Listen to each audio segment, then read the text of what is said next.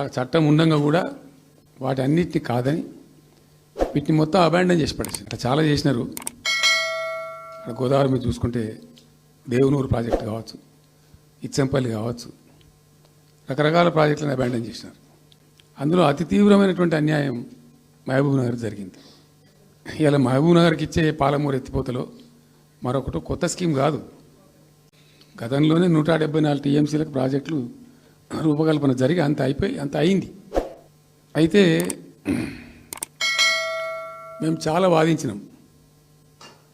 మధ్యలో బ్రిజేష్ కుమార్ ట్రిబ్యునల్ వస్తే కూడా అక్కడ పోయి ఆ ట్రిబ్యునల్ని కలిసి చాలా ప్రయత్నాలు చేసినాం.